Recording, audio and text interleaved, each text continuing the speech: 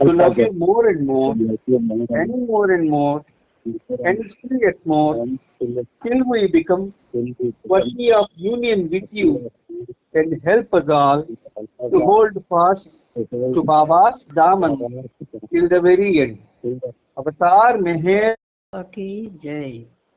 हे तो మెహర్ బాబా, నీవు ప్రసాదించిన ప్రవచన సారమును గ్రహించవలసిన తీరులో గ్రహించి సదవగాహన చేసుకొని వాటిని మా జీవనములలో ఆపాదించుకొని నిజాయితీ తోడను నిర్మల ప్రేమ తోడను వాటిని ఆచరించులాగున మా అందరినీ ఆశీర్వదించు. అట్టి ఆచరణయుత జీవన శైలిలో జీవించున్నట్లు మా అందరినీ అనుగ్రహించు. అవతార్ అవతార్ బాబాకి జై. అందరికీ ప్రేమపూర్వక జై బాబాలు. ఈ రోజు కూడా ఆ ప్రియతముడు ఆయనతో సహజీవనాన్ని సాగించి మహద్భాగ్యాన్ని మనందరికీ కలుగజేశారు. అందుచేత ఆ సనాతనునికి, ఆ సదమర తరపునికి మనందరి తరపున, ప్రపంచ భక్త కోటి తరపున శత సహస్ర కోటి పాదాభివందనాలు అందరం సవినయంగా సమర్పించుకుందాం. ఇందులో భాగంగా మనం మెహర్ద్వం చరిత్రం 12వ భాగం చదువుకుంటూ ఎక్కువస్తూ ఆ క్రమంలో 5258వ పేజీలో ఆ ఫోటో వరకు చెప్పుకొని ఆపుకున్నాం. ఇప్పుడు నెక్స్ట్ 5259వ పేజీలో మీద పేర యథార్థ స్థితిలో ఉన్న నన్ను అన్న ఆ పేర నుంచి శ్రీనిబాబు చదువుతారు. చక్కగా హాయిగా శ్రద్ధగా వినండి. ఒక విధంగా చెప్పాలంటే ఈ మాటలు, బాబా మాటలు ముందు లోతుల్లోకి వెళ్ళేటట్టుగా ప్రయత్నం చేయండి. అవతార్ బాబాకి జై. నాన్న శ్రీనిబాబు లైన్ లో అరుణ్ గారు ఉన్నారా? జై బాబా. జై బాబా. అరుణ్ గారు లైన్ లో ఉన్నారండి. మణి గారు నాకు ఫోన్ చేస్తున్నారు. ఎవరు? మణి గారు చూడండి, చాలా బాగుంది ఆ ఫోటో. అయితే ఆ ఫోటో ఎక్కడ నాకు కలర్ లో ఎక్కడ దొరకలేదు, కొంచెం చూద్దామంటే. సరే, జై బాబా.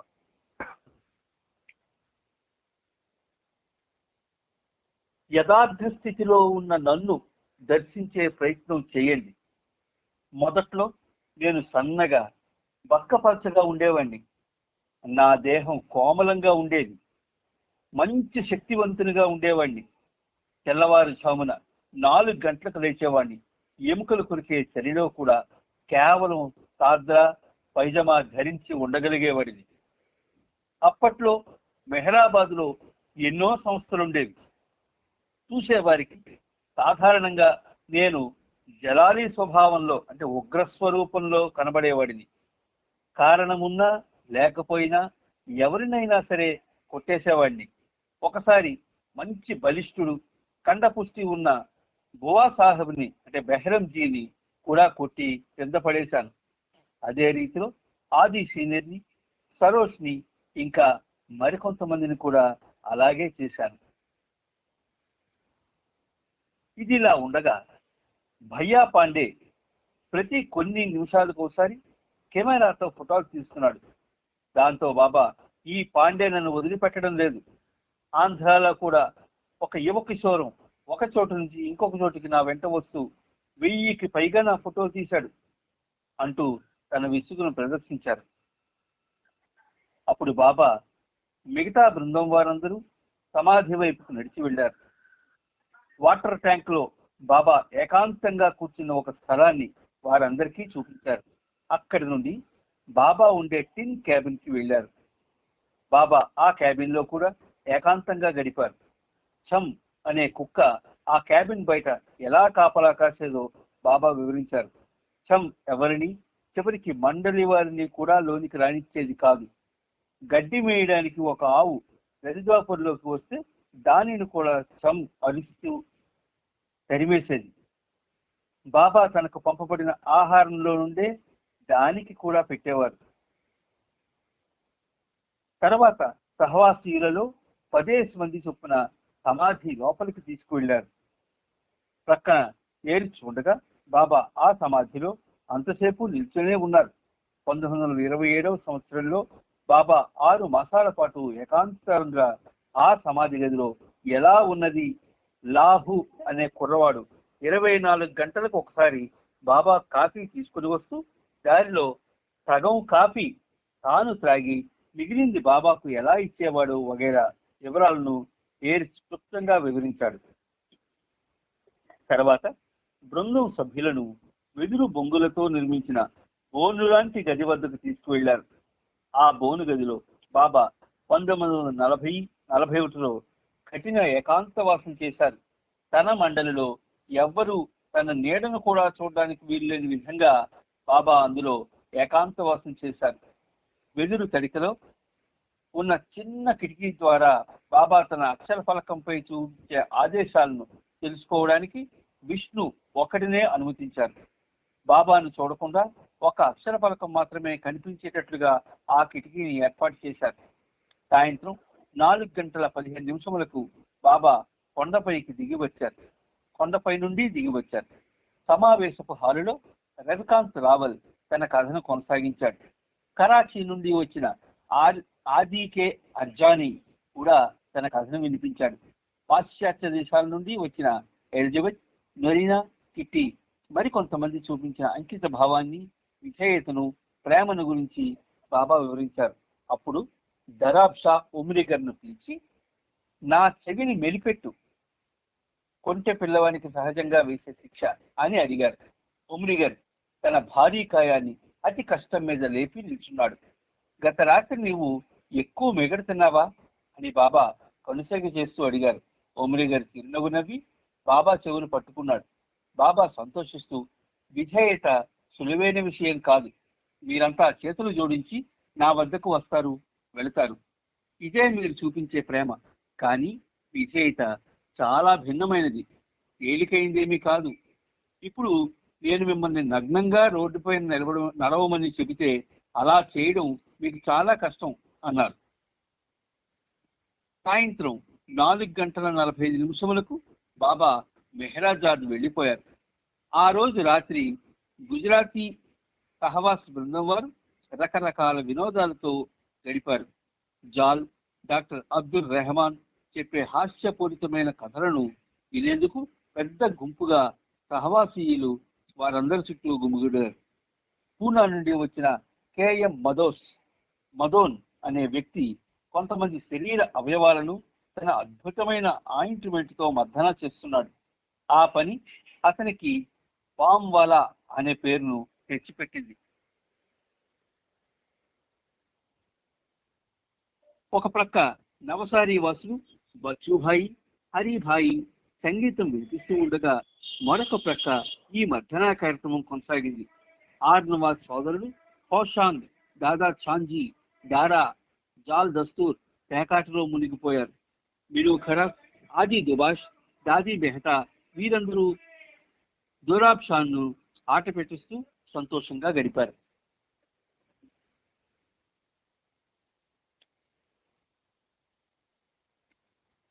ప్రతిరోజు బాబా వెళ్ళిపోయాక సంభాషణ పూర్తిగా బాబాను గురించే జరిగేది. సమయం చాలా అద్భుతంగా గడిచిపోయేది. పురుష మండలి వారు రేయింబవళ్లు శ్రమపడి పనిచేస్తున్నా బాబా యొక్క కృప వల్ల వాళ్ళకు అలసట అనేదే తెలియలేదు. సహవాస్ జరిగిన నెల రోజులు డాక్టర్ దేశ్ముఖ్ మెహరాబాద్ లోనే ఉన్నారు. రాత్రి 8 గంటలకు నిద్రపోయేవాడు. కొంతమందిని భజనలు చేసేందుకు తెల్లవారుజామునే నిద్రలేపేవాడు. మిగతా సభ్యులు రాత్రి ఆలస్యంగా నిద్రపోయేవారు. ఒకసారి ఢాకే కోపంగా, తెల్లవారుజామున 3 గంటలకు మమ్మల్ని భజన చేయమని బాబా ఆదేశించారా? బాబా అలా అడగనప్పుడు నిద్ర నుండి లేపడానికి నీకేమి హక్కు ఉంది అని అడిగారు. గుజరాతీ బృందంలో మొత్తం 100 మంది ఉన్నారు. ఒక్కొక్కరిది ఒక్కొక్క కథ. నవంబర్ 7వ తేదీన బాబా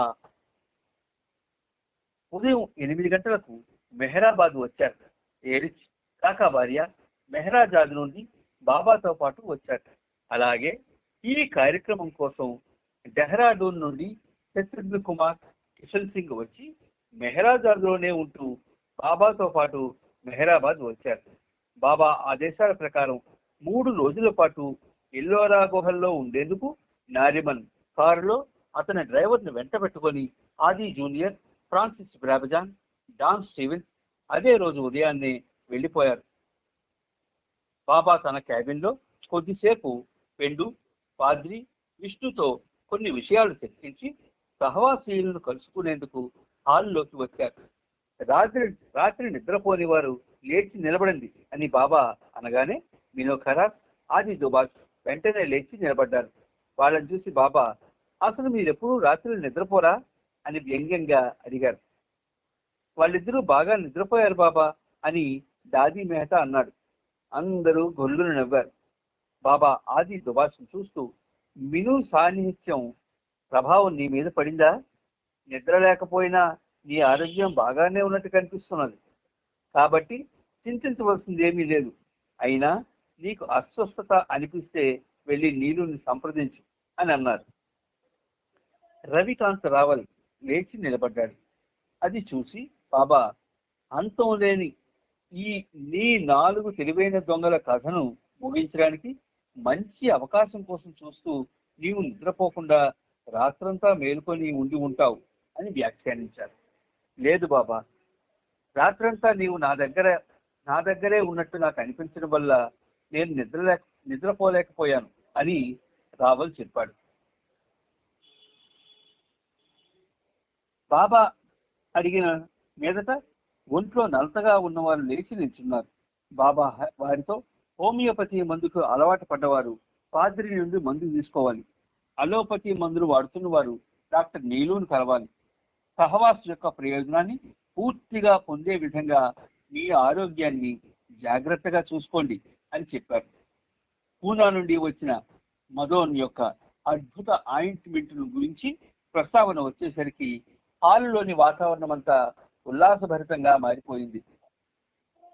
అతని ఆయింట్మెంట్ తో నా జలుబు పూర్తిగా మాయమైపోయింది అని కృష్ణాజీ ప్రకటించాడు. అప్పుడు బాబా, గొప్ప విశేషమే మరి. ఆ ఆయింట్మెంట్ వాడితే అది జలుబు స్వల్పంగా ఉన్నవారిలో ఎక్కువ చేస్తుంది, తీవ్రంగా ఉన్నవారిలో తక్కువ చేస్తుంది అని హాస్యమాడారు. నవ్వులు ముగిశాక మదోన్ ఏమీ తొణక్కుండా అన్ని రోగాలకు ఇదొక్కటే మందు అని చెప్పాడు. రవికాంత్ రావల్ మధ్యలో లేచి, నా మోకాళ్లలో కొద్దిగా నొప్పి ఉండేది, కానీ మదోన్ బామ్ వాడిన తర్వాత నొప్పి భరించలేనంతగా తయారైంది అని చెప్పాడు. అందువల్లనే దీనికి అద్భుత ఔషధమని పేరు పెట్టాం అంటూ బాబా ఉడికిస్తూ చమత్కరించారు. మరికొంతమంది తమ వ్యాఖ్యలను వినిపించేసరికి హాల్ అంతా నవ్వులతో నిండిపోయింది. కొంతమందికి ఆయింట్మెంట్ నచ్చింది, మరి కొంతమందికి నచ్చలేదు. బాబా హాస్యమాడుతూ, ఇది ఒక అద్భుతమైన పేరుతో కూడిన అద్భుత ఔషధం. ప్రతి ఒక్క రోగానికి దాని ఫలితం కూడా అద్భుతంగానే ఉంటుంది. 25 సంవత్సరాలు ఇంకా బ్రతకవలసిన మనిషి ఈ మందుతో 25 గంటల్లోనే ఈ లోకం వదిలి వెళ్ళిపోతాడు అని వ్యాఖ్యానించారు.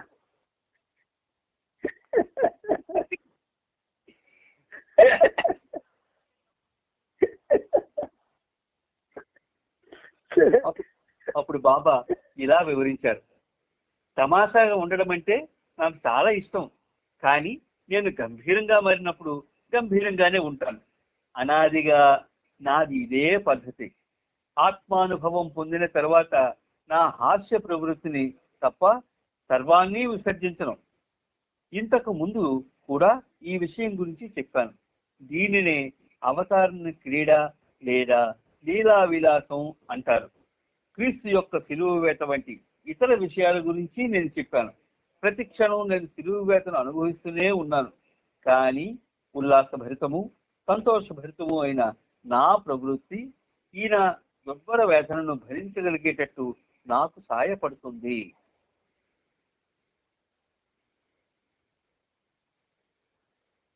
బాహ్యంగా మీరు నాతో హాస్యాలాడుతున్నా మీ ఎదలో నా పట్ల పూజ్యభావంతో ఉండండి. మీలో నా పట్ల ఆంతరికంగా పూజ్యభావం లేనట్లయితే మీరు నా నుండి మైళ్ళ దూరంలో ఉండడమే సరైన పద్ధతి. నేను జ్వలించే అగ్ని వంటి వాణ్ణి. అగ్ని చల్లదనాన్ని తరిమి కొడుతుంది, అలాగే మీ ఆహారాన్ని తయారు చేస్తుంది కూడా. కానీ ఆ అగ్నితో మీరు ఆటలాడితే అది మిమ్మల్ని బూడిద చేసేస్తుంది.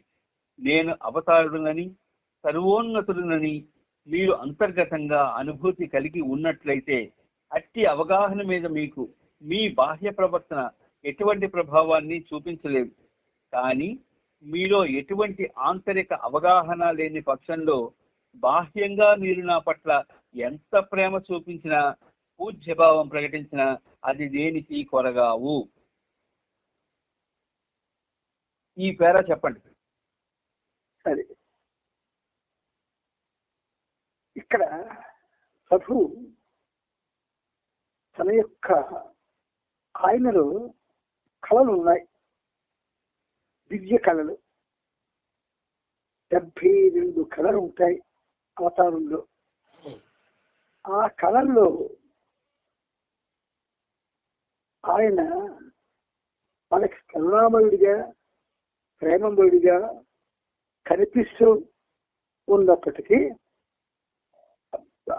ఆయన మహా అగ్నితో సమానం. ఎందువలనంటే విశ్వంలో ఉన్నటువంటి సమస్త గోళాలు ఆయన కళ్ళల్లో ఉన్నాయి. ఆ గోళాలు విరజిమ్మేటటువంటి కాంతులు, అగ్ని, ఇవన్నీ కూడా ఆయన కళ్ళ నుంచి రిలీజ్ అవుతున్నాయి. అందువల్ల అగ్నితో మీరు ఆటలాడితే అది మిమ్మల్ని గూడిచ్చేసేస్తుంది అన్నారు. ఎక్కడో హైదరాబాద్ లో ఒకసారి చాలా ఏళ్ల కిందట ఇక్కడది ఒక హాల్లో ఎక్కడో చూశాను. అది ఎస్ మన స్త్రీలు ఉండేటటువంటి లో ఒక ఫోటో చూశాను నేను. ఇప్పటికే నాకు అది జ్ఞాపకం ఉంది. అది తలంచుకుంటే భయం వేస్తుంది.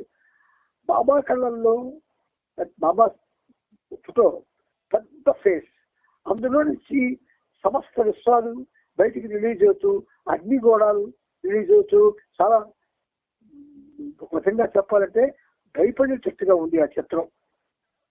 అది హైదరాబాద్ లో చూసిన తర్వాత కొద్దిసేపు ఇంకా అలా యూజ్ చేస్తున్నాను లేదు. ఈలోగా ఆవిడ పేరు మర్చిపోయాను నేను.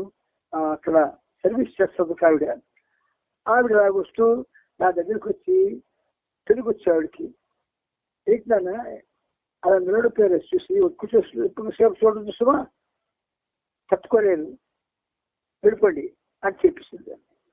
ఇదేంటి నీ బాబా ఫోటో ఎక్కువసేపు చూడొద్దండి తల్లి అనుకున్నాను. కానీ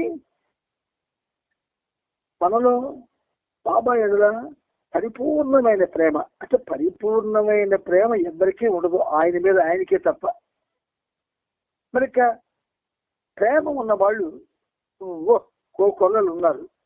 అందులో పూర్తిగా బాబాని తన సర్వస్వంగా భావించి నా జీవనానికి జీవితానికి ఆయనే కర్త కర్మ క్రియ అనుకున్నటువంటి వాళ్ళు అక్కడక్కడ ఉంటారు.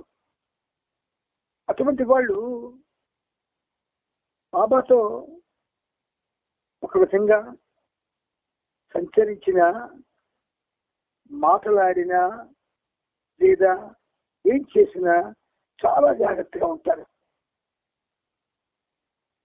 అందుచేత నేను అవతారుడునని, సర్వోన్నతుడునని మీరు అంటే అందరూ కూడా, అంతమంది ఎవరెవరైతే బాబాను పిలుస్తున్నా అందరూ కూడా అంతర్గతంగా అనుభూతి కలిగి ఉన్నట్లయితే,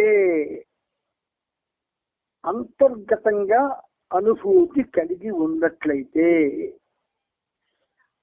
ఒక ఉదాహరణ చెప్తాను. మనం ఎన్ని మాట్లాడుతున్నా ఈరోజు మనం చేయవలసిన పనులు మన బుర్రలోనే ఉంటాయి, అంతర్గతంగా బుర్రలో ఉంటాయి.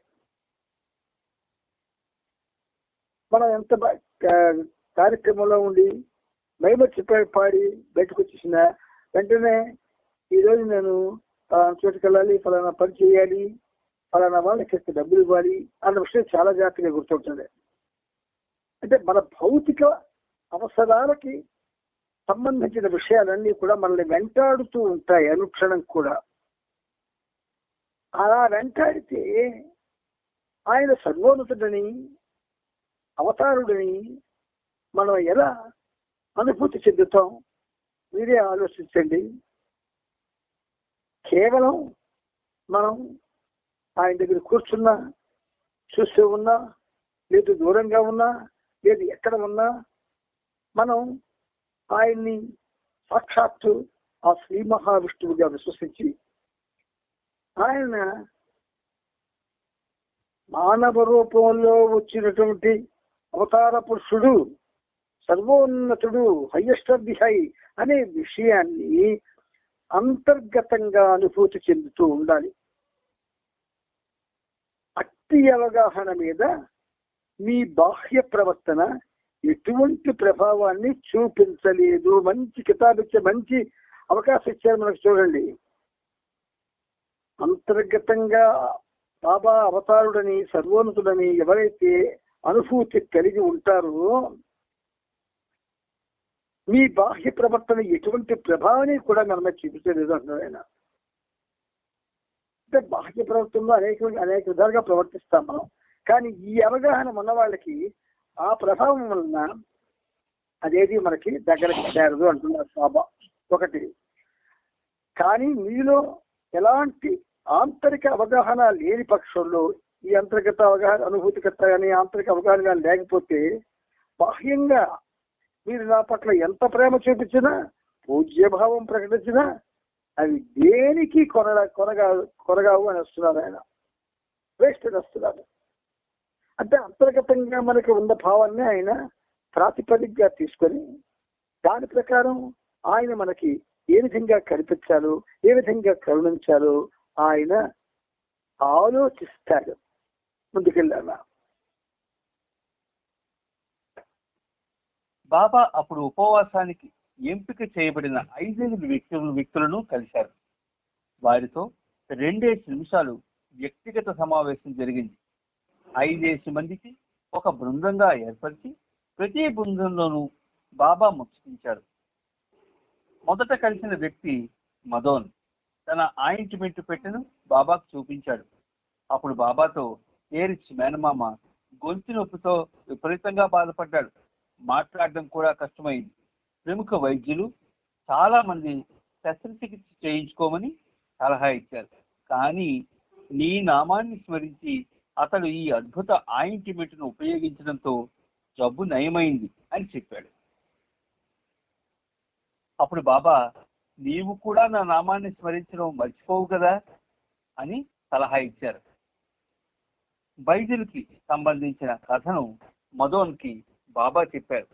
చాలా ఏళ్ల క్రిందట వైద్యులు ఇరాన్లో ఉన్నప్పుడు మరిగించిన వెల్లుల్లి నూనెతో ఆ రోగులకు వైద్యం చేయడం ప్రారంభించాడు. బాబా నామాన్ని స్మరించి అదే మందును ప్రతి జబ్బుకి, జలుబు, దగ్గు, న్యూమోనియా, టైఫాయిడ్, మలేరియా, టీపోటు, కళ్ళ జబ్బులు వగైరా అన్నింటికీ ఇచ్చేవాడు. రోగాలు నయమయ్యేవి. అంతటితో ఆగలేదు. ఇతని వైద్యం గాడిదలు, గుర్రాలు, పశువులకు కూడా బాగా పనిచేసింది. బాబా, ఇది నా మహత్యం కాదు, వైద్యులకి నా పట్ల ఉన్న విశ్వాసానికి ఫలితం అని మదోస్తు చెప్పారు బాబా. సహవాస్ బృందం వారందరితో బాబా చర్చా కార్యక్రమం నిర్వహించి మధ్యాహ్న భోజనానికి వెళ్ళిపోయారు. ఈ తర్వాత సంగీత కార్యక్రమం ప్రారంభం కాకముందు దిగువ మెహరాబాద్ లో అందరూ హాల్లో హాజరయ్యాక బాబా ఇలా చెప్పారు. ఈ బృందంలో వచ్చిన వారందరి పట్ల నేను సంతృష్టిని పొందాను. ఇక్కడ ప్రస్తుతం ఉన్న వాతావరణం చాలా భిన్నంగా ఉంది. తరువాత వచ్చే బృందాల వారి రాకతో వాతావరణం మారిపోతుంది. ఆంధ్ర బృందం వారితో పగటిపూట భోజనం, పగటిపూట భజనలు, కీర్తనలు, హారతి ఉంటాయి. కానీ పార్సీలు వారి వ్యక్తిగత స్వభావం, అలవాట్లు మొదలగు వాటి దృష్ట్యా చాలా భిన్నంగా ఉంటారు. పార్సీలు అంతర్గతంగా సహృదయులు. అలాగే చాలా విషయాల్లో వారి ప్రవృత్తి చెప్పుకోదగ్గ అయినప్పటికీ సాధు సంతుల పట్ల, సద్గురువుల పట్ల వారు చూపించే భక్తి పూజాధికాలు, గౌరవ ప్రపత్తులు హిందువుల పద్ధతితో చూస్తే చాలా భిన్నంగా, విలక్షణంగా ఉంటాయి. దక్షిణాది వారు తెలివైన వారు, బాగా చదువుకున్నవారు, చురుకైన వారు, ప్రేమలోను బాబా విశ్వకార్యాన్ని ఉత్సాహంతో నిజాయితీగా చేయడంలోనూ పార్సీలను మించిపోతారు. ఈ విషయంలో వీరికి సాటిగా హమీర్పూర్ వాళ్ళు పనిచేస్తారు. ఆంధ్రాలోని బాబా ప్రేమికులలో ప్రభుత్వ అమాత్యుని దగ్గర నుండి సామాన్యమైన కూలి పని చేసే వారి వరకు ఉన్నారు. నా ప్రేమ సందేశాన్ని వాళ్ళు గ్రామాల్లో నిజాయితీగా వ్యాప్తి చేసుకుంటారు. ఈ విషయంలో మహారాష్ట్రలు ఏమంతా వెనుకబడి లేరు. అయితే నేను జొరాస్ట్రియన్ అనే విషయం పట్ల పార్సీలు ఎలాంటి గర్వాన్ని చూపించరు. నిజానికి ఒక ప్రవక్త తను జీవించి ఉన్న కాలంలో తన జాతి వారి చేత గుర్తింపబడడు మరియు గౌరవింపబడడు. గడిచిన కొన్ని యుగాలుగా ఇదే వాస్తవం. ప్రతి అవతార సమయంలోనూ ఇలాగే జరుగుతుంది. పార్సీలు నా గురించి ఆలోచించి తెలుసుకునే ప్రయత్నం చేయాలన్నదే నా వాంఛితం. సరదాగా గడిపేవాళ్ళు తత్వం, రేపేమి జరగనున్నదో ఎవరికి తెలుసు అనే వాళ్ళ వైఖరి నాకు నచ్చుతుంది.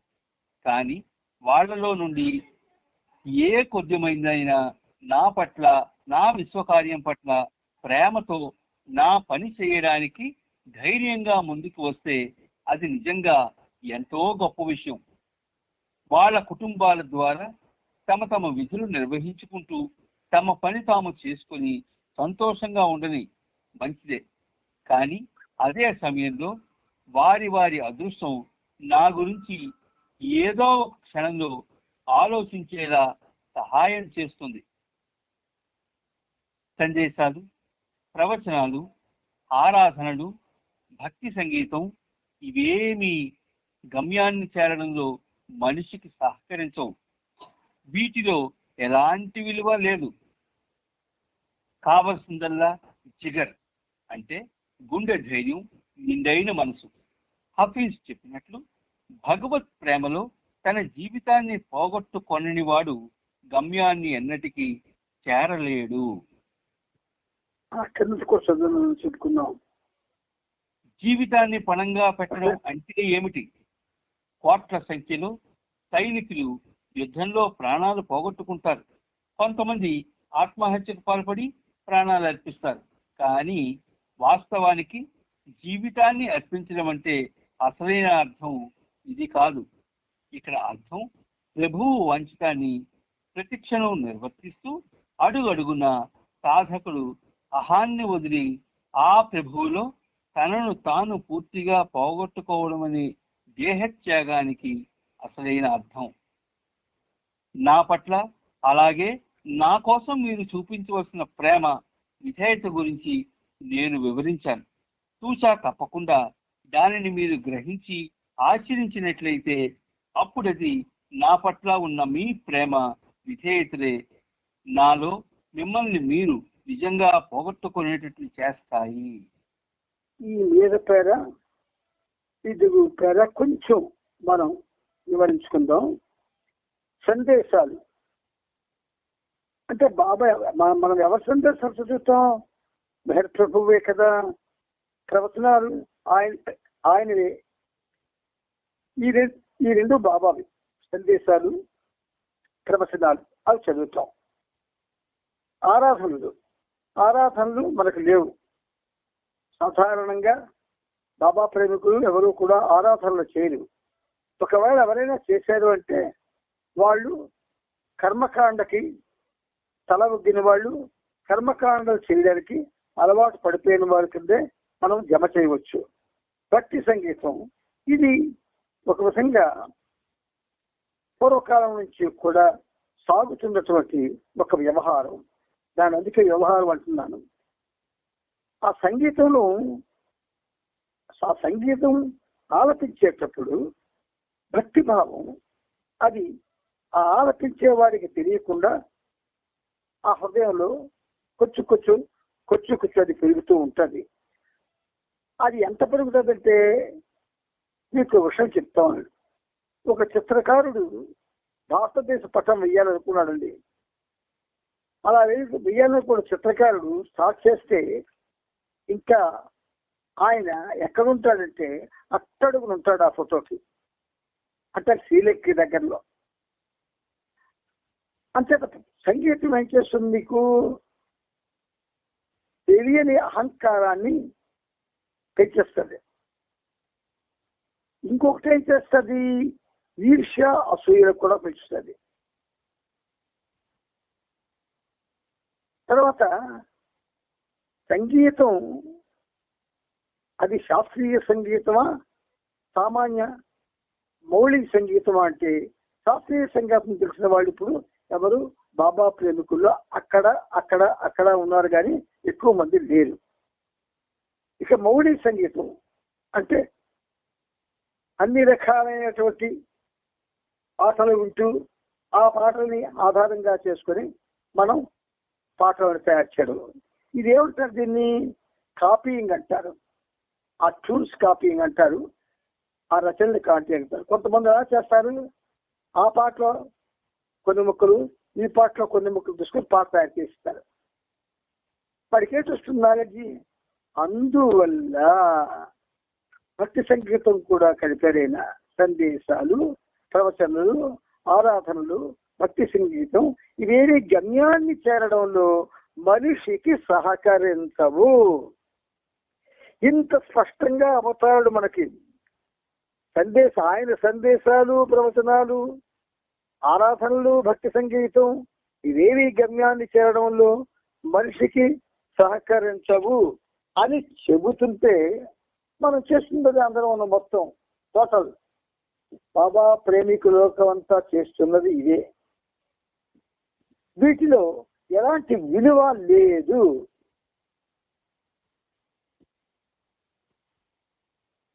అంత స్పష్టంగా ఎందుకు చెప్తున్నారు బాబా అంటే, ఈ సందేశాలు, ప్రవచనాలు, ఆరాధనలు, భక్తి సంగీతం ఎవరెవరైతే ఇష్టపడి చేస్తూ ఉంటారో వాళ్ళ ఆ మనస్సు బలహీనం అయిపోతుంది. ఎందుకు బలహీనం అవుతుందంటే, మనస్సు బలహీనమవుట అంటే ఒక విధంగా చెప్పాలంటే మనిషి యొక్క శక్తి బలహీనమవుట అని అర్థం. ఏదో ఒక ఇద్దరినో ముగ్గురునో ఒక కార్యక్రమానికి మాట్లాడమని సెలెక్ట్ చేసి వాళ్ళకి రమ్మని చెప్పారనుకోండి, మొదటి వాడు మాట్లాడతాడు. వాళ్ళు ఆ మొదటి వాడు చాలా బాగా మాట్లాడతాడు, చప్పట్లు కొట్టేస్తారు, ఓ ఓ ఓ ఓ. ఆ రెండో వాడు మాట్లాడతాడు, ఆ మొదటి వాడికి చిన్నంత పరిస్థితి ఈ రెండో వాడికి కలగదు, గౌరవం కానీ. అలాగే మూడో వాడికి. అంటే నీకు ఏమవుతుంది, దేనికి మనం ఇవన్నీ చేస్తున్నామంటే భగవంతుణ్ణి ప్రేమించవలసిన విధంగా ప్రేమించడానికి కాదు, మనకి ఆనందంగా ఆహ్లాదంగా ఉండేందుకని మనల్ని విన్నవారు కూడా ఆనందంగా ఆహ్లాదంగా ఉండాలని మాత్రమే కోరుకుంటాం. కానీ అది కాదు కావలసింది. బాబా అంటారు వీటిలో ఎలాంటి విలువ లేదు. కావలసిందల్లా జిగర్.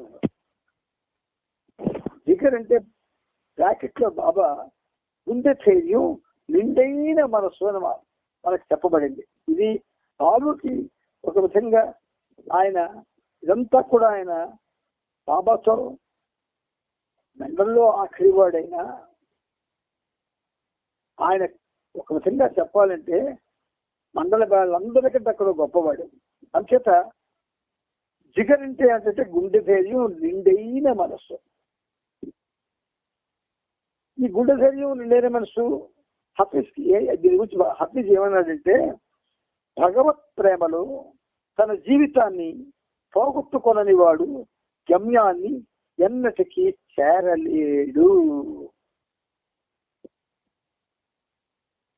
అయితే భగవత్ ప్రేమలో తన జీవితాన్ని పోగొట్టుకోవడం అంటే ఆత్మహత్య చేసుకొని చచ్చిపోవడమా? కాదు. దాని అర్థం ఏమిటి? ఒక వ్యక్తికి బాబా అంటే చాలా ఇష్టం ఉంటుందండి. ఆ ఇష్టం వాడి జత ఏం చేస్తుంటుంది? రాత్రి పవర్లు చదివిస్తుంటుంది. ఆ చదవడం తిండి ఆ చదవడంలో నిద్రపోడు. ఎందుకలా చదువుతున్నారా నాయన ఎవరిని అడిగితే ఆపా మాట్లాడి అది చదవాలండి అని చెప్తే తప్ప ఇంకొక మాట చెప్పడం. అయితే వాడు ఏమవుతాడు? అనారోగ్యం వచ్చిందా? మనసు కుచ్చిచ్చుకుపోదా?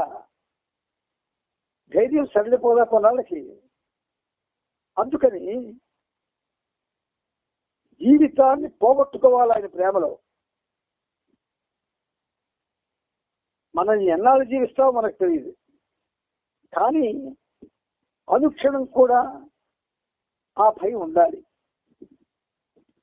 ఏ భయం? నేను ఏ కారణం చేతనా బాబాకి ఒకవేళ అనుకోకుండా చావు నన్ను నన్ను అనుకరిస్తే బాబాకి దూరమైపోతానేమో అన్నతోటి ఆలోచన, లేదా నేను ఇలా చేయడం వల్ల అసలుకైనా ప్రయోజనం ఉంటుందా అని నిరంతరం ఆలోచన. అసలు నేను ఎందుకు అందరూ ఒకలాగా వెళ్తుంటే నేను ఇష్టం వెళ్తున్నాను? ఇలాంటివన్నీ కూడా ఆ ప్రేమలో నువ్వన్నీ పోగొట్టుకున్నట్టే చేస్తారు తప్ప అన్నీ పోగొట్టుకోవడం అంటే ఏమిటి? భగవత్ ప్రేమని పొందడానికి కావలసినటువంటి క్వాలిఫైడ్ క్యారెక్టర్, ఆ క్వాలిఫైడ్ క్యారెక్టర్ ఇదంతా పోతుంది. కాబట్టి హఫీజ్ మాటల్లో భగవత్ ప్రేమలో తన జీవితాన్ని పోగొట్టుకొనని వాడు గమ్యాన్ని ఎన్నటికీ చేరలేడు అంటూ, అంటే మనకి దృష్టాంతాలు చెప్పుకోవచ్చు మనం. మహాభక్తాగ్రేసుడు హనుమంతుడు ఉన్నారు. ఆయన తన జీవితాన్ని ఏం చేసుకున్నాడండి? శ్రీరామ నామ తారక మంత్రం కోసం ఆ జీవితాన్ని పూర్తిగా అంకితం చేశాడు. అలా అంకితం చేస్తే అది గొప్పది. కానీ ఆయన జీవితాన్ని పోగొట్టుకోలేదు, చిరంజీవి అయ్యాడు ఆయన. ఎందుకంటే కారణ జన్ముడు. మరి మన ఇతిహాసాల్లో ఉన్న భక్తులంతా కూడా అంటే ఆధ్యాయకారులు, వాళ్ళు ఆయన యొక్క కీర్తనలు పాడుకుంటూ అనుక్షణం ఇంకో శ్వాస లేకుండా ఆ శ్వాసతోనే జీవించి ప్రపంచానికి ఒక చక్కటి మార్గదర్శకంగా నిలిచారు వాళ్ళు. కానీ వాళ్ళు గమ్యాన్ని చేరలేదు. కొంతమంది చేరారు. కొంతమంది, ఆ కొంతమంది ఎవరంటే ఎన్నుకున్నవాళ్ళు, బాబా చేత ఎన్నుకోబడిన వాళ్ళు. అందుచేత జీవితాన్ని పడంగా పట్టడం అంటే ఏమిటి? కోట్ల సంఖ్యలో సైనికులు యుద్ధంలో ప్రాణాలు పోగొట్టుకుంటారు. దేనికోసం? మాతృభూమి యొక్క దాని యొక్క విలువని, ఉత్తేజాన్ని కాపాడడం కోసం. అటువంటి వాళ్ళు ప్రాణాలు పోగొట్టుకున్నప్పుడు అసలు వాళ్ళకి చింతించుకోవడం, నా ప్రాణం పోతుంది, నేను ఎందుకు యుద్ధానికి వెళ్ళాను ఆలోచన ఉండదు. కొంతమంది ఆత్మహత్యకు పాల్పడి ప్రాణాలు అర్పిస్తారు. వాస్తవానికి జీవితాన్ని అర్పించడం అంటే అసలైన అర్థం ఇది కాదు. మన ప్రీతముడు మనకి చాలా గొప్పగా కనిపించేవన్నీ కూడా ఆయనకి అవి గొప్పవి కావు. మనం చాలా ఉదాత్తమైనవి అని అనుకునేవి ఆయనకి ఉదాత్తమైనవి కావు. మరి ఆయనకి ఏమిటి ఉదాత్తమైనది అంటే ఇక్కడ అర్థం ప్రభువు వాంఛితాన్ని ప్రతిక్షణం నిర్వర్తిస్తూ అడుగడుగున సాధకుడు అహాన్ని వదలి ఆ ప్రభువులో తనను తాను పూర్తిగా పోగొట్టుకోవడమే దేహత్యాగానికి అసలైన అర్థం. చక్కగా చెప్పారు ఆయన. ప్రభు వాచ్యము మై విషయం ఒక మెసేజ్ బాబా చెప్పారు, అదందరికీ తెలుసు. బట్ ఈ క్షణం వరకు ఎవరు కూడా దాన్ని పాటించడం లేదు. దాన్ని ఇంట్లో ఉన్న ప్రతి విషయాన్ని కూడా మనం పాటించడం లేదు. అహంకారమా ఎవరికి కూడా దేశరత్తు కూడా దూరం కాలేదు. ఇక బాబాలో తను తాను పోగొట్టుకోవడం అనే పరిస్థితి ఎవరు పొందారో ఎవరు పొందలేదో ఎవరికి తెలియదు. కానీ అసలు గమ్మత్తైనటువంటి విషయం ఏమిటి అంటే, ఇప్పుడు బాబా మనకు చెప్తున్న ఈ విషయాలన్నీ కూడా నా ప్రీతముడు నా యొక్క ఆధ్యాత్మిక ప్రగతి కోసం చెప్పాడు, నేను పాటించకపోతే ఇంకెవరు పాటిస్తారు అన్న ఒక ఉన్నతమైన భావంతో నిరంతరం ప్రీతముడితో సాంగత్యం చేస్తూ, నిరంతరం ఆయన నామస్మరణ చేస్తూ, ఆయన చెప్పినట్లుగా జీవించడానికి ప్రయత్నం చేస్తూ, చూడండి ప్రయత్నమైనా చేయాలి, కనీసం ప్రయత్నం చేస్తూ అహంకారాన్ని పోగొట్టుకోవాలి. ఇప్పటికీ ఎవరెవరైతే చాలా ఏళ్ళ నుంచి కూడా స్టేజ్ల మీదకి బాబా విషయాలు చెప్తున్నారో అటువంటి వాళ్ళలో ఒక్కరికి కూడా శాంతం లేదు. ఒక్కరికి కూడా ఎదుటి వాళ్ళ మీద ఉండవలసిన ప్రేమ ఏ విధంగా ఉండాలి అన్న స్థాయిలో ఉండడం లేదు. ఎందువల్లంటే బాబా యొక్క ప్రేమలో రవంతైనా మనకు అంటలేదు. ప్రేమ మధువు తెచ్చాడు, ఒక్క చుక్కైనా మన గొంతుకులో పడలేదు. అందుచేత బాబా అంటారు, నా కోసం మీరు చూపించవలసిన ప్రేమ విధేయత గురించి నేను వివరించాను. తూచా తప్పకుండా దాన్ని మీరు గ్రహించి ఆచరించినట్లయితే అప్పుడు అది నా పట్ల మనం ఈ ప్రేమ విధేయతలే నాలో మిమ్మల్ని మీరు నిజంగా పోగొట్టుకునేటట్లు చేస్తాయి. మనం బాబాను ప్రేమిస్తున్నామా లేదా? ఇప్పటికీ ఆ మాట అనడానికి ఈ పనిముట్టు నిజంగా చెప్పాల్సి శాస్త్రించడానికి అవకాశం లేదు. నా ప్రీతమల్ని ఈ పనిముట్టు ప్రేమించి ఉంటే నీకు ఇది ఈ పనిముట్టు ఇలా చేయదు, మీ అందరితో సరదాగా కబుర్లు చెప్పుకోదు. భగవంతుడు నీకు జన్మనిచ్చింది, బుద్ధినిచ్చింది, మనసునిచ్చింది, హృదయాన్ని ఇచ్చింది, దేహాన్ని ఇచ్చింది, కేవలం దాంతో జీవనాన్ని సాగిస్తూ అన్నీ అనుభవిస్తూ అన్ని సరదాలు తీర్చుకుంటూ ఆయనతో ఉండమని కాదు.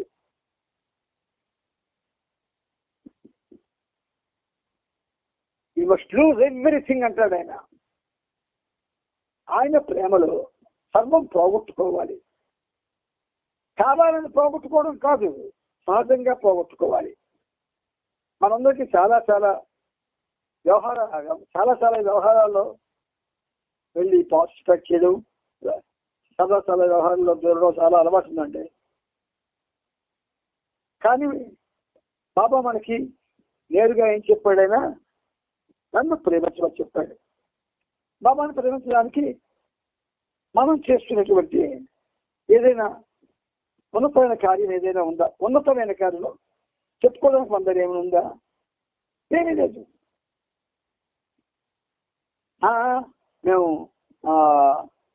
సెంట్రల్లో అందరికీ పేదవాళ్ళకి అన్నం పెట్టేస్తున్నాం, ఫీలింగ్ చేస్తున్నాం కదా, తర్వాత బట్టపరుస్తున్నాం కదా. ఇది ఉన్నతమైన కార్యం కాదు. పుల్లు చూసి నక్క వాపెలుకున్నట్టే. ఈ ప్రపంచంలో సేవ అనేది జరిగింది అంటే ఒక్క అవతారం వల్లే జరిగింది.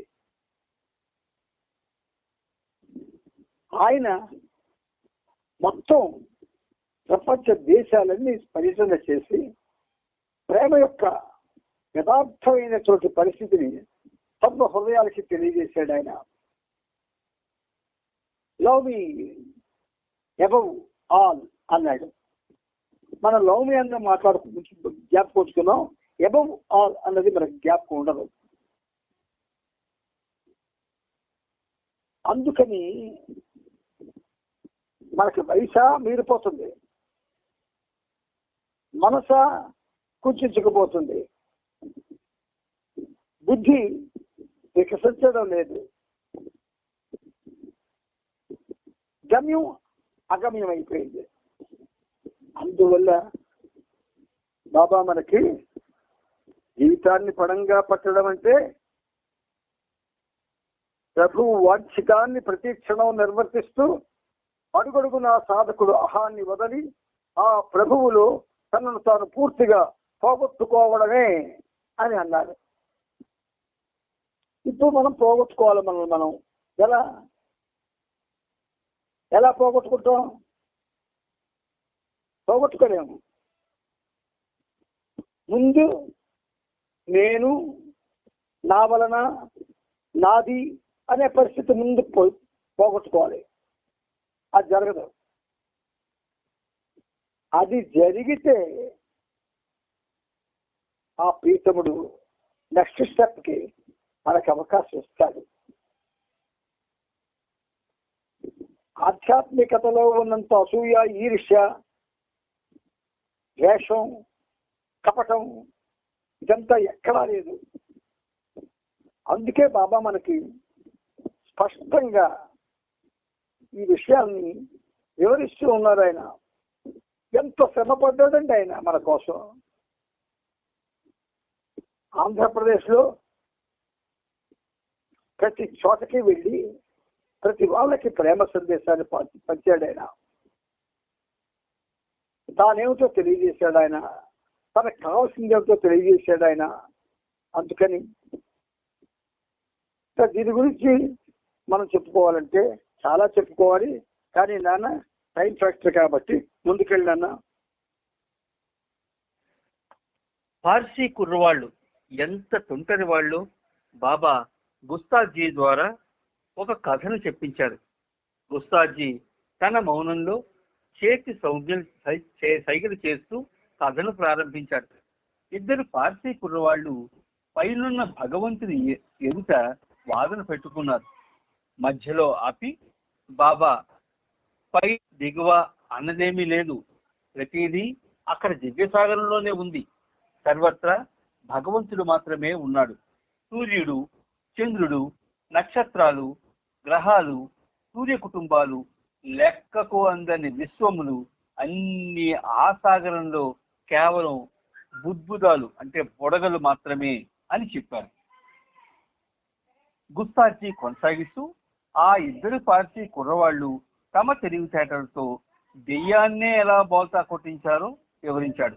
అప్పుడు బాబా ఇలా చెప్పారు, పార్సీ కుర్రవాళ్లే అలా దెయ్యంతో పోట్లాడి గెలవగలిగే ధైర్యాన్ని కలిగి ఉన్నారంటే నన్ను ప్రేమించి విధేయత చూపించే మీరు నన్ను ఎట్టి పరిస్థితుల్లోనూ విడవకుండా ఉన్నట్లయితే మీకది ఎంత గొప్పగా ఉంటుందో చూడండి. నిరంతరం నా గురించే ఆలోచించండి. అప్పుడు నన్ను మీరు ప్రతి చోట చూస్తారు, దర్శిస్తారు. పార్సీ కులంలో పుట్టిన నాకు అన్ని మతాలు ఒక్కటే. కనీసం నా దివ్యత్వపు క్షణకాల దర్శనాన్ని పొందకుండా ఏ ఒక్కరూ తమ తుది శ్వాస వదలకూడదని నా ఆకాంక్ష. గాడ్ స్పీక్స్ గ్రంథాన్ని తప్పక చదవండి. ప్రతి ఒక్కరి వద్ద ఆ గ్రంథం ఉండాలని నా కోరిక. మీరు కొనుక్కోలేకపోతే ఎవరి వద్దనుండైనా అడిగి చదవండి. మీరు స్వంతంగా చదవలేకపోతే ఎవరి చేతనైనా చదివించుకొని అర్థం వివరంగా తెలుసుకోండి. ముందెన్నడూ బయటపెట్టని కొన్ని ఆధ్యాత్మిక వాస్తవాలను నేను అందులో విశదపరిచాను. సప్త భూమికలు, ఈ ప్రపంచం, భగవంతుడు, ఇంకా నా అంటే దైవీ మానవుడు గురించి అందులో వివరించాను. సాధ్యమైన భారతీయ భాషల్లోకి ఈ గ్రంథాన్ని అనువదింపజేసే ప్రయత్నం చేయండి. పాశ్చాత్యులు ఇప్పటికే వివిధ యూరప్ భాషల్లోకి దీన్ని అనువదించే ఏర్పాట్లు చేసుకున్నారు. గాడ్ స్పీక్స్ చదివిన తర్వాత మీరు నన్ను దర్శించిన అనుభూతిని పొందుతారు. మీ మనసులకు ఎంతో ఓదార్పునిస్తుంది. నేను ఇలా చెప్పి ఉండవలసింది కాదు. ఏదైనా ఒక పుస్తకం చదవడానికి, నన్ను దర్శించడానికి మధ్య తేడా ఎంతో ఉంటుంది. ఇంకా ఇలా చెప్పి బాబా ముగించారు. మీరు నన్ను నిరంతరం గుర్తుంచుకోలేని పక్షంలో కనీసం రాత్రి నిద్రపోయే ముందు, తెల్లవారి నిద్రలేచే ముందు నా నామాన్ని స్మరించండి. ఇది సాధ్యం కాకపోతే మీరు మీ శరీరాన్ని వదిలే ముందు నన్ను గుర్తు పెట్టుకోవడం మరువకండి. నేనిది నా దివ్యాధికారంతో చెబుతున్నాను. ఇది కూడా నా వాస్తవం, నా వాంఛితం అనే దాంట్లో చెప్పబడింది. ఆ తరువాత బాబా సాయంత్రం 4:45 మెహరాజాద్ బయలుదేరేంత వరకు బచూబాయ్ కొన్ని గీతాలు పాడాడు. బాబా ఆదేశాల మేరకు సహవాస్ చివరి రోజైన నవంబర్ 8వ తేదీ ఉదయం 8:15 సహవాసీయులందరినీ మెహరాజాద్ తీసుకువచ్చారు. తన ప్రేమికులను స్వాగతించడానికి బాబా చిరునవ్వుతో వేచి చూస్తున్నారు. ప్రేమికులు ప్రాంగణంలోకి వస్తువు చెప్పిన అవతార్ మెహర్ బాబాకి జై అనే నినాదంతో పరిసరాలన్నీ మారుమ్రోగాయి. నిజానికి అవతారుడు ఈ విశ్వం కోసం అనుభవించే వేదతోనూ, అలాగే ఆయనలోని పరమానందంతోనూ ఈ పరిసరాలన్నీ నిండి ఉన్నాయి. బాబా వెనువెంటనే అందరినీ సిక్లూజన్ హిల్కి నడిపించారు. వెళ్తూ వెళ్తూ దారిలో బాబా గుండ్రని రాళ్లను ఏరుతూ వాటిని ఇరువైపులా విసురుతూ కొండపైకి ఎక్కారు. అప్పుడప్పుడు బాబా ఆగి వెనక్కి చూసి ప్రేమికుల్లో పెద్ద వయసు ఉన్నవారు మిగిలిన బృందంతో పాటు నడుస్తున్నది లేనిది చూసేవారు. ఎవరైనా వృద్ధులు వెనకబడినట్టు కనిపిస్తే బాబా టక్కున ఆగిపోయేవారు. కాలినడక పొడవునా బాబా వెనకే పాపా జెస్సావాలా నడిచి వెళ్ళేవాడు. ఒకసారి మాత్రం టైలర్ అనే ప్రేమికుడు బాగా వెనకబడిపోయాడు. బాబా ఆగి మిగతా బృందం వారితో ఇలా చెప్పారు. టైలర్ నా చిన్ననాటి సహచరుడు, కానీ ఆ రోజులలో నన్ను అతడు భగవంతునిగా నమ్మలేదు. నా స్థితి ఏమిటో అతనికి తెలియదు. శరీర వ్యాయామం చేసేవాడు, మంచి దృఢంగా ఉండేవాడు. నేనేమో బక్కపలచగా ఉండేవాడిని. ఒకసారి నేను అతని ఇంటికి వెళ్ళాను. స్నేహధోరణిలో టైలర్ తన బలాన్ని ప్రదర్శించాలని అనుకున్నాడు. అతన్ని ఆపేందుకు నేను మెల్లగా చూశాను. అంటే 10 గజాల అవతల పడ్డాడు. అప్పటి నుండి అతనికి నా పట్ల విశ్వాసం ఏర్పడి మెహరాబాద్లో ఉండసాగాడు. నవజీవనం ప్రారంభమయ్యే వరకు టైలర్ ఎన్నో ఏళ్లు మెహరాబాద్లోనే ఉన్నాడు. ఇప్పుడు ఈ దృఢకాయాన్ని చూడండి. పాపా జెస్సావాలా లాంటి ముసలి వ్యక్తే నాతో పాటు నా వెనుక నడవగలుగుతుండగా టైలర్ అంత దూరంలో వెనకబడి ఉన్నాడు. మరొక దిశ నుండి ఢాకే ముందుకు చూస్తున్నాడు. బాబా అతన్ని పిలిచి అందరితో కలిసి నడవమని చెప్పారు. వయసులో పెద్దవారిని నెమ్మదిగా ఎక్కమని చెప్పి దరాబ్ షా ఉమిరిగేర్ పైన బాబా ప్రత్యేకంగా దృష్టి పెట్టారు. కొండపైకి వెళ్ళాక బాబా తాను అక్కడ నిర్వహించిన 2 ఏకాంతవాసాల గురించి వివరించారు. అప్పట్లో అంటే 1947 ఆ కార్యక్రమానికి 2 క్యాబిన్లను నిర్మించడం జరిగింది. చూడండి, అక్కడ ఏకాంతవాస కొండ దిగువన గుజరాతీ సహవాసీలతో బాబా నవంబర్ 1955 అక్కడ ఒక ఫోటో ఉంది, 5268వ పేజీలో. కొంతసేపు అయ్యాక బృందమంతా క్రిందికి దిగారు. బాబా మండల హాలులో కూర్చున్నారు. బృందంలోని వారిని తన మెడలో దండలు వేసేందుకు అనుమతించారు. కాంపౌండ్ బయట ప్రతి ఒక్కరూ బాబాకు ఎదురుగా కింద కూర్చున్నారు. కానీ పార్సీలు ప్రత్యేకంగా సందడి చేస్తున్నారు. గుజరాతీ బృందంలోని వాతావరణం రానున్న బృందాల పట్ల ఏర్పడే వాతావరణం కంటే చాలా భిన్నంగా ఉంటుంది అని మరొక్కసారి చెప్పేందుకు బాబాకు చక్కటి అవకాశం దొరికింది. ఇలా ఉల్లాసంగా కబుర్లు చెప్పుకోవడం అనేది రాబోయే బృందం వారిలో ఉండదు. వచ్చేవారు తెలుగు వాళ్ళు. మీరంతా సరదాగా నవ్వుకుంటూ పరిహాసాలు ఆడుకుంటున్నారు. ఈ తెలుగు వాళ్ళు నన్ను చూడగానే వారి హృదయాలు కరిగిపోతాయి. మౌనంగా వాళ్ళు స్రవించే కన్నీళ్లు మనల్ని కూడా కన్నీళ్లు కార్చేటట్టు చేస్తాయి. ఈ రెండు విధాలైన వాతావరణము నాకు ఇష్టమే. గంగా, యమున ప్రాంతాల వాళ్ళు అంటే ఉత్తరప్రదేశ్ నుండి వచ్చే హిందీ బృందం మరింత భిన్నంగా ఉంటారు. దరాబ్ షా ఉమ్రీగర్ను మినూ ఖరాస్ ఆట పట్టిస్తున్నాడు. ఉమ్రీగర్ను పిలిచి బాబా తన పక్కన కూర్చోమని చెప్పారు. కొండ ఎక్కడంలో మినుకు చురకలు అంటిస్తూ ఉమ్రీగర్ను అందరూ ఎక్కించారు. అతడు అంత భారీ కాయంతో కూడా కొండను సునాయాసంగా ఎక్కాడని బాబా ఉమ్రీగర్ను మెచ్చుకున్నారు. బాబా పైన ఆధారపడ్డ వాళ్ళ కోసం తమ ప్రాంతంలోని స్త్రీలు ధన సహాయం చేయవచ్చా అని బాబాని ఎవరో అడిగారు. ఏకాంతవాస కొండ ఎదురుగా తన సన్నిహిత శిష్యులతో బాబా మెహరాజా నవంబర్ 1955లో చక్కనైన ఒక ఫోటో ఉంది. 5269 పేజీ. ఎవరైనా సరే ప్రతి ఒక్కరూ తన శక్తి మేరకు ₹5 నుండి 5 లక్షల వరకు పంపించవచ్చు. ఒక విషయం మరీ చెబుతున్నాను. ఇంటింటికి వెళ్ళి ఇతరులను బలవంత పెట్టి డబ్బు ప్రోగు చేసి నాకు పంపవద్దు. ఎవరికి వారు స్తోమత ఉన్నట్లయితేనే డబ్బు పంపించండి. ఇది కేవలం వ్యక్తిగత ఇష్టానికి సంబంధించిన విషయం కాదు, విషయం అని బాబా బదులిచ్చారు. కొండపైన తాను నిర్వహించిన ఏకాంతవాస సమయాన్ని గురించి, అక్కడ తాను పడ్డ కష్టాన్ని గురించి బాబా మరొక్కసారి చెబుతూ, ప్రపంచం కోసం నేను బాధను అనుభవించిన ప్రతిసారి కార్యభారం అధికంగా ఉండేది.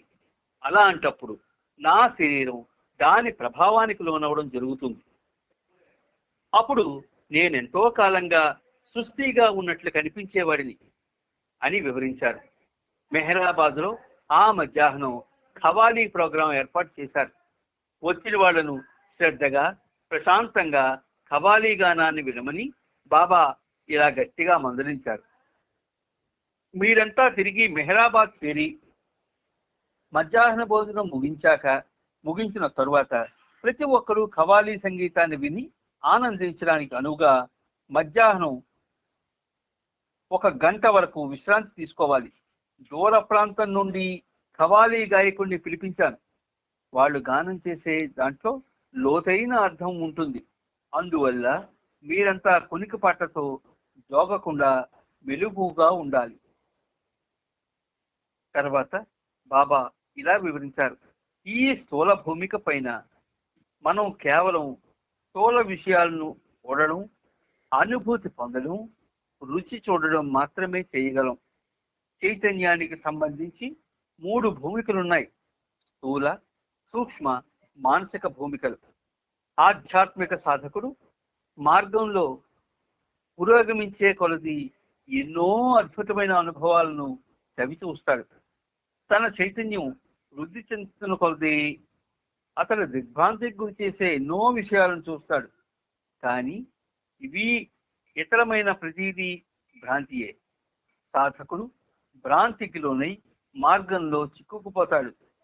ముందుకు వెళ్ళలేడు, వెనక్కి వెళ్ళిపోలేడు. ఆంతరిక భూమికల్లో ఇరుక్కున్న ఒక సత్యాన్వేషి యొక్క ఉదంతాన్ని బాబా వివరిస్తూ, బాహ్య చైతన్యాన్ని కోల్పోయి సాధకుడు ఒక చెట్టు కొమ్మకు 4 ఏళ్ల పాటు వేలాడుతూ ఉండిపోయినట్టు చెప్పారు. అప్పుడు బాబా ఇలా వ్యాఖ్యానించారు. ఈ భ్రాంతి నుండి తప్పించుకునేందుకు ఒకే ఒక మార్గం ఉంది. మళ్ళీ చెబుతున్నాను, అదే నా నామస్మరణ. నన్ను గుర్తుంచుకొని నన్ను ప్రేమించడమే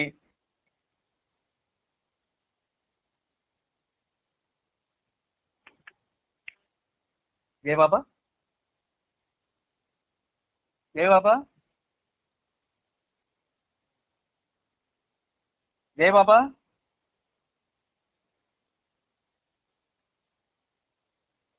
ఈ భ్రాంతి నుండి తప్పించుకునేందుకు ఒకే ఒక మార్గం ఉంది.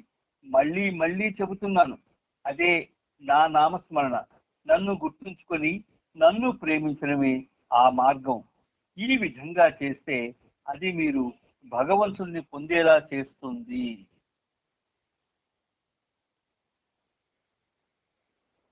జై బాబా.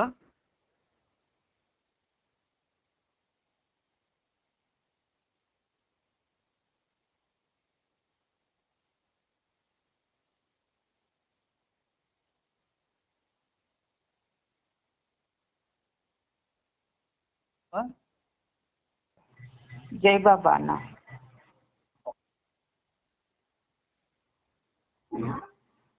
జై బాబా.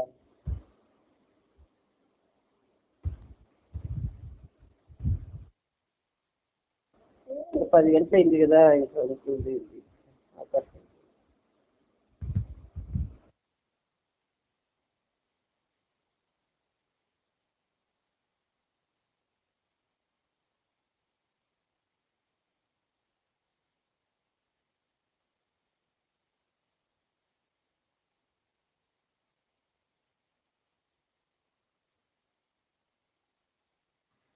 ఆగిపోయిందేంటి?